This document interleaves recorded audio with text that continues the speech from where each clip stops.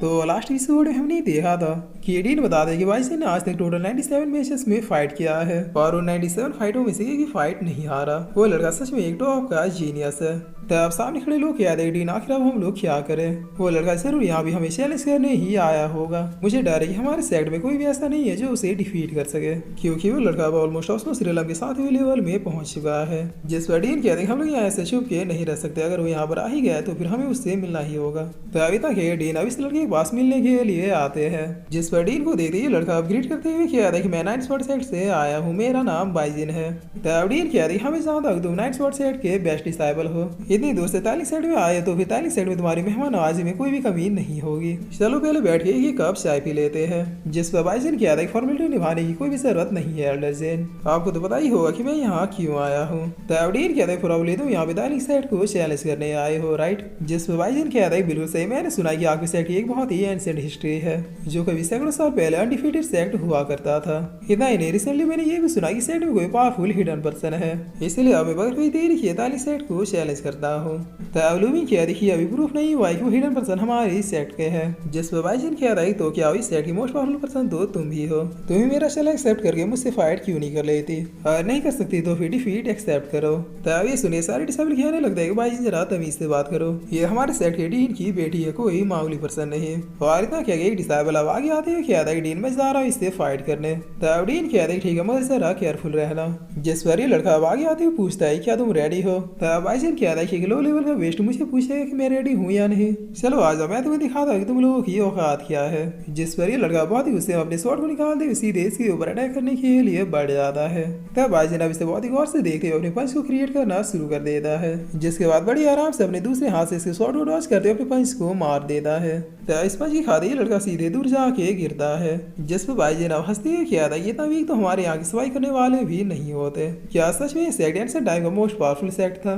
तब ये देखा बाकी डिसाइबल काफी डरते हुए किया था इसने तो अपने शॉट का भी यूज नहीं किया। जिस पर बगल वाला किया था जब घुसट से ही काम हो जा रहा है तो फिर शॉट निकालने की क्या जरूरत। तब लूमिंग किया था बाइजिन मैं तुमसे फाइट करूंगी। जिस पर डीन किया था कि बेटी तुमने खुद ही कुछ दिनों पहले अर्थ लेवल के 6 लेवल को ब्रेक थ्रू किया है, तुम भी इसे डिफीट नहीं कर पाओगे। जिस पर लूमिंग किया था आज जब इस साइड में सिर्फ मैं ही बची हूँ जिसकी लेवल हाई है, मैं ऐसे बिना फाइट किए बस हाथ में हाथ रख के नहीं बैठ सकती। और इतना कहिए अब उन्हें शॉट निकाल दे इसकी ओर बढ़ने लगती है। तब बाइसन किया था ये हुई ना बात, अब लगता है फाइट में मजा आएगा। जिस पर लूमिंग अपने शॉट के साथ रेडी होते हुए पूछती है क्या तुम तैयार हो। तब बाइसन किया था बहुत खूब लगता है तुम्हें कुछ स्किल जरूर है मगर अफसोस मेरे सामने तुम कुछ भी नहीं हो। जिस पर इतना सुनते लूमिंग सीधे इसके ऊपर एक अटैक कर देती है। तब ये लड़का तुरंत ही अपने पंच को भेजते इस अटैक को डिस्ट्रॉय कर देता है। जिसे देखा लूमिंग क्या कि अपने स्वॉर्ड का यूज करो तुम मुझे ऐसे डिफीट नहीं कर पाओगे। फायदा क्या है इसके ऊपर अपने स्वॉर्ड की बरसात करनी शुरू कर देती है, जिसे देखकर बाजी बहुत ही फास्टली इसके सारे अटैकों से बचने लगता है, मगर फिर भी एक अटैक से किसी तरह से आके लग ही जाता है। तब बाजी ने फॉर्म में आते हुए किया था तुम मेरे स्वॉर्ड के लिए बिल्कुल वर्दी हो, जिसमें लूमिंग बगैर कोई देरी किए इसके ऊपर सीधे एक और अटैक को करने के लिए बढ़ जाती है, मगर बाजी हंसते हुए इसके अटैक को रोक लेता है और फिर इसके ऊपर अपने स्वॉर्ड के एक मूव का यूज कर देता है, जिससे बचते हुए लूमिंग इसके ऊपर दोबारा से अटैक करती है। लेकिन बाजी से पीछे धकेलते हुए किया था तुम काफी ज्यादा स्लो हो। जिस पर अभी तक बाजी एक अटैक क्रिएट करते हुए किया था चलो इस मैच को खत्म करते हैं, और तक ये अपने अटैक को लूमिंग की ओर भेज देता है। तब लूमिंग अपने स्वॉर्ड से इस अटैक को डॉज करने में लग जाती है, जिसकी वजह से यहाँ पे चारों तरफ एक बहुत ही टेरिफाइंग एनर्जी रिलीज होनी शुरू हो जाती है। लेकिन थोड़ी देर में लूमिंग का स्वॉर्ड अब ब्रेक होने लगता है, जिसे देखकर लूमिंग को अपनी आंखों पर विश्वास नहीं होता है। तब फाइनली लूमिंग का स्वॉर्ड ब्रेक हो ही जाता है और ये बहुत ही शौक होते हुए कह दी कि अब मैं हार गई। जिस पर लूमिंग अभी बाइजन से कह दी कि मैंने अभी तक हार नहीं माना, मैं तुमसे अभी भी फाइट कर सकती हूँ।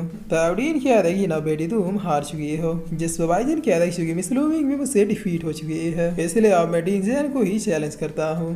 तब यहाँ मैडम ये आते हुए कह रही सामान संभालो बच्चे, क्या तुम चाहते नहीं कभी तुम एक डिसाइबल हो कि एल्डर को चैलेंज नहीं कर सकते, बट ऐसा मतलब एक नहीं एक दिन मेरा 43 सेकंड डिसाइबल तुम्हें डिफीट जरूर करेगा। जिससे सुने बाइजन कह रही पता नहीं वो एक दिन कब आएगा, अभी तो इस सेट से एक डिवाइन लेवल का कल्टीवेटर ही निकल जाइए बहुत बड़ी बात होगी। और इतना क्या बाइजन अभी यहाँ से निकलते हुए किया था कि मैंने 43 सेट को भी डिफीट कर दिया, तो अब तुम वेस्ट के साथ यहाँ पे टाइम वेस्ट करने का कोई फायदा नहीं है। मैं वापिस जा रहा हूँ अपने सेट में अपने ग्रैंडपा को बताने की तुम लोग कितने ज्यादा यूजलेस हो। तभी तक बाइजन यहाँ से चला जाता है, जिस पर अब सीन चेंज होता है, हमें रात का सीन दिखाया जाता है जहाँ फॉरेस्ट में एक सब रुके बाइजन खुद से कह रहा था कि आखिर जेट साइड वालों ने मुझसे झूठ क्यों कहा कि यहाँ पे कोई पावरफुल पर्सन है, यहाँ पर तो सबके सब बस मामूली कल्टीवेटर है। वेल कोई बात नहीं, मुझे भी एल्डर की पोजीशन में आने दो, उसके बाद मैं एल्डर चैन को ही चैलेंज करके सेट को अपना बना लूंगा। तब बाईजन ये सब सोच रहा होता है कि तभी अपने सामने किसी को आता हुआ देखता है, जिसे देखते ही बाईजन अब थोड़ा डरते हुए कहता है कौन है जरा सामने आओ, जिस पर अजूरा बहुत ही आराम से यहाँ पर आ जाता है।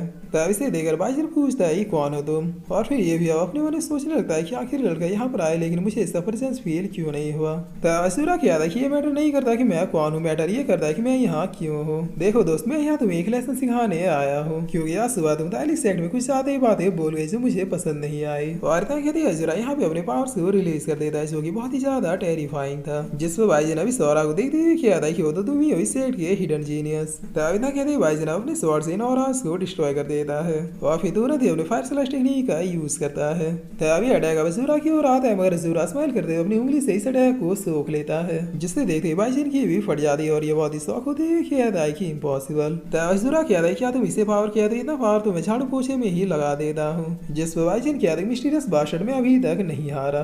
तब इतना कहते ये मल्टी स्लैश टेक्निक का यूज करता है, जिसे देखकर अजूरा कहता है कि ये भी वेस्ट निकला। तब इतना कहते अजूरा अपने डिफेंस को अपेयर कर लेता है, जो इन सारे अटैक को बहुत आसानी से डॉज कर देता है। तब ये देखकर बाईजन की हालत अब हालत में आ जाती है और ये यहाँ से भागने की कोशिश करने लगता है, मगर अजूरा के बस एक ही इशारे में ये यहाँ से हिल भी नहीं पाता। तब अजूरा अपनी पावर से स्वॉर्ड को छीन लेता है और छीनते हुए कहता है कि बस ये फील करो इस पावर को, इसे कहते हैं ट्रू पावर। जिस पर अजूरा की ना कहते हैं यहाँ पे एक बहुत ही पावरफुल एनर्जी रिलीज होती है। तब इस पावर को देखे बाईजन कहता है कि अरे मम्मी बचाओ रे, जीनियस से फाइट करने आया था ये तो ग्रैंड मास्टर निकला।